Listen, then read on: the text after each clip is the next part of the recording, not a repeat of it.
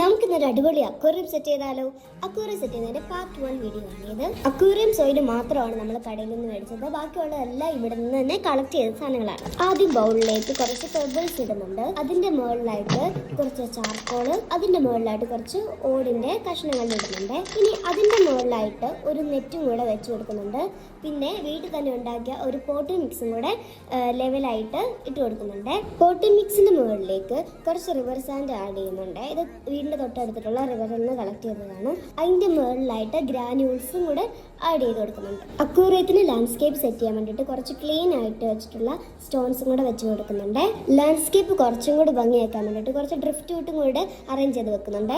അക്വേറിയത്തിന് കുറച്ചും കൂടെ ഭംഗിയായി കിട്ടാൻ വേണ്ടിയിട്ട് കുറച്ച് സ്റ്റോണും കൂടെ അവിടെ ഇവിടെയായിട്ട് അറേഞ്ച് ചെയ്ത് വെക്കുന്നുണ്ട്. നമ്മുടെ ലാൻഡ്സ്കേപ്പ് കുറച്ചും കൂടെ ഭംഗിയാക്കാനായിട്ട് ഇനി പ്ലാന്റ് വെക്കാനുണ്ട്, മീൻ ഇടാനുണ്ട്, വെള്ളം നിറയ്ക്കാനുണ്ട്. അതെല്ലാം പാർട്ട് 2-ലാണ്. അപ്പോൾ ബൈ.